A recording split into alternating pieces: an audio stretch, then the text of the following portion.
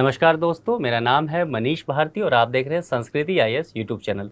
दोस्तों, आज के क्विक कॉन्सेप्ट में हम बात करेंगे लोकसभा में जो उपाध्यक्ष का पद होता है, इनका चुनाव कैसे होता है, इनकी शक्तियां क्या है और यह पद अभी क्यों चर्चा का विषय बन गया है। देखिए, अभी आप जानते होंगे कि हाल ही में सुप्रीम कोर्ट ने केंद्र सरकार को एक नोटिस जारी किया है। अभी जो वर्तमान में केंद्र सरकार है, उन्हें नोटिस जारी करते हुए सुप्रीम कोर्ट ने पूछा है कि लोकसभा में उपाध्यक्ष का पद जो है खाली पड़ा हुआ है, लंबे समय से रिक्त है, तो उसके लिए चुनाव क्यों नहीं हो पा रहा है। यह नोटिस जारी किया गया है केंद्र सरकार को और इसके बाद यह पद जो है फिर से चर्चा में आ गया है। तो लोकसभा में उपाध्यक्ष का पद होता क्या है, जरा इसको समझ लेते हैं। इस पद का महत्व क्या है, इसका चुनाव कैसे है, सभी चीजों को हम बारी बारी से देख लेते हैं। सबसे पहले समझ लीजिए कि यह पद आया कहां से। तो लोकसभा में अध्यक्ष और उपाध्यक्ष दोनों ही पदों का जो शुरुआती दौर था, उद्भव हुआ था, वह था भारत में 1919 के भारत सरकार अधिनियम, जिसे आप पॉपुलर वे में मॉन्टेग चेम्सफोर्ड सुधार के नाम से भी जानते हैं। इसके तहत यह शुरुआत किया गया था और 1921 ईस्वी में इसके पहली बार इसको अपना लिया गया था।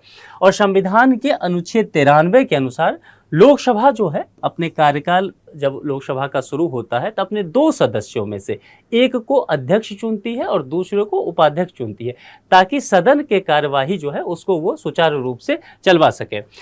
ऐसा प्रथा बन गया एक तरह से। देखिए, यह लिखित रूप से कहीं नहीं है, ना ही यह नियम है, लेकिन ऐसा व्यवहार रूप में हो गया कि अध्यक्ष का पद जो है, जो भी सत्तारूढ़ पार्टी है उसके पास चला जाता है।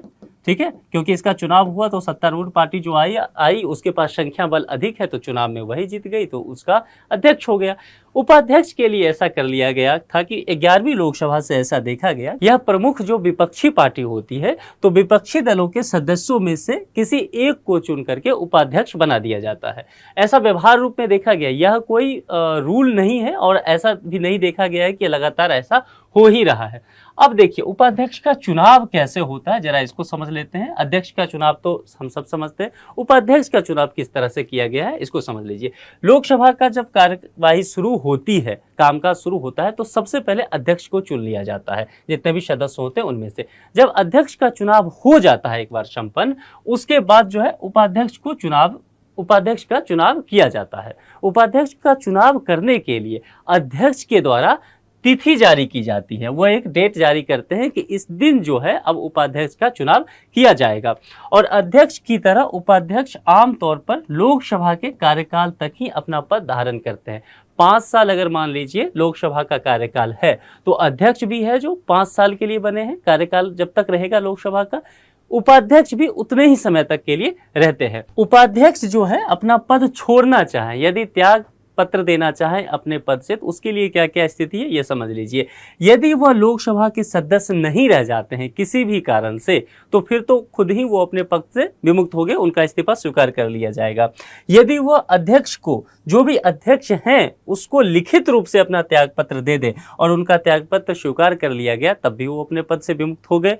उसके बाद क्या होता है, यदि उसे लोकसभा के तत्कालीन सभी सदस्यों के बहुमत से पारित करके हटा दिया जाए, यानी कि मान लीजिए वो अपना इस्तीफा नहीं दे रहे हैं, लेकिन लोकसभा को लग रहा है, या जो सत्तारूढ़ पार्टी है या जो सदस्य हैं उनको लग रहा है कि इन्हें पद से विमुक्त किया जाना चाहिए, तो फिर इसके लिए उनको सभी सदस्यों के बहुमत से एक प्रस्ताव पारित होगा और उस प्रस्ताव के आधार पे ही इनको पद से हटा दिया जाएगा। ध्यान रखना है, यह प्रस्ताव जो पारित होगा या वोटिंग जो की जाएगी बहुमत के लिए, तो इसको 14 दिन पहले इसकी सूचना देनी पड़ेगी, उसके बाद यह कार्रवाई की जाएगी। अब यह समझ लीजिए कि लोकसभा के जो उपाध्यक्ष होते हैं, इनकी भूमिका क्या होती है, इनकी शक्तियां क्या है सदन के संदर्भ में, सदन के कार्यप्रणाली को चलाने के संदर्भ में, उसे समझ लीजिए। मान लीजिए कि किसी भी कारण के वजह से अध्यक्ष का पद रिक्त हो जाता है, तो उसकी गैर मौजूदगी में वह पद रिक्त है, तो उपाध्यक्ष उसकी जितनी भी शक्तियां हैं अध्यक्ष का, वही उसका निर्वहन करेंगे। मान लीजिए अध्यक्ष की मृत्यु हो गई भी, जब तक नए अध्यक्ष नहीं चुन के आ गए हैं, तब तक कौन उसका कामकाज देखेगा, उपाध्यक्ष। दूसरी बात, अध्यक्ष सदन की बैठक से किसी कारणवश जो है अनुपस्थित हैं, नहीं बैठक में आ रहे हैं, जो भी वजह हो, तो उसके जो उनके अनुपस्थिति में जो भी कामकाज देखेगा वह कौन देखेगा, उपाध्यक्ष देखेगा। और एक चीज और यहां समझ लीजिए कि यह बता दिया गया है कि यह जो उपाध्यक्ष का पद है, यह अध्यक्ष के अधीन नहीं है, यह जो है सदन के प्रति सीधे उत्तरदायी होता है। यहाँ पर इसको इनके प्रति उत्तरदायी होने की जरूरत नहीं है, यहाँ ये समझ लेना है।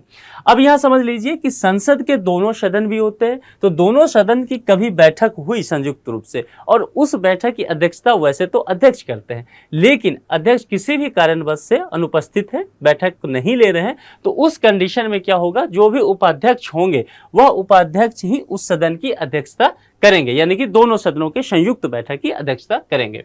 लोकसभा उपाध्यक्ष के पास एक विशेषाधिकार शक्ति भी होता है, और विशेषाधिकार शक्ति क्या होता है कि जैसे मान लीजिए विभिन्न मुद्दों पर संसदीय समिति बनती है, ठीक है। अब संसदीय समिति में बहुत सारे सदस्य होते हैं और उसमें एक अध्यक्ष भी होता है। यह ध्यान रखना है, यह जो लोकसभा के उपाध्यक्ष हैं, किसी भी संसदीय समिति की यदि ये सदस्य होते हैं तो यह ऑटोमेटिक उस संसदीय समिति के अध्यक्ष भी बन जाएंगे। जैसा मैंने पहले कहा कि जो संसदीय समिति होगा उसके कुछ सदस्य होंगे और एक अध्यक्ष होगा, लेकिन यह जो किसी समिति के सदस्य होते हैं तो वह अध्यक्ष भी मान लिए जाएंगे। यहाँ ध्यान ये रखना है कि अध्यक्ष जब सदन की अध्यक्षता करता है, यानी कि अध्यक्ष जो है मौजूद है लोकसभा में और अध्यक्षता कर रहे हैं, तो उपाध्यक्ष की हैसियत क्या रह जाती है, उपाध्यक्ष जो है बाकी किसी भी सदस्य की तरह ही होता है। उस वक्त उनको कोई विशेषाधिकार वगैरह नहीं होता है, सामान्य सदस्य की तरह ही वह काम करते हैं।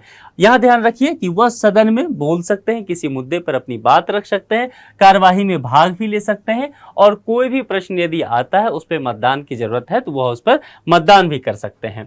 यहाँ एक चीज और समझ लीजिए कि अध्यक्ष हो चाहे उपाध्यक्ष हो, इस दोनों ही स्थिति में इनको कोई अलग से शपथ लेने की जरूरत नहीं पड़ती है, यानी कि जो ये सदस्य के रूप में शपथ लेते हैं उसके बाद इन दोनों का चुनाव होता है और चुनाव के पश्चात इन्हें शपथ लेने की जरूरत नहीं है, ये ऑटोमेटिक अध्यक्ष या उपाध्यक्ष बन जाते हैं। इस दोनों ही कंडीशन में, अध्यक्ष और उपाध्यक्ष दोनों ही स्थिति में यही बात लागू होती है कि इन्हें अलग से उसके लिए कोई शपथ लेने की जरूरत नहीं पड़ेगी। तो यह आज का टॉपिक था, इसको देखना होगा कि सुप्रीम कोर्ट के नोटिस पर केंद्र सरकार का क्या जवाब होता है। इस वीडियो में इतना ही।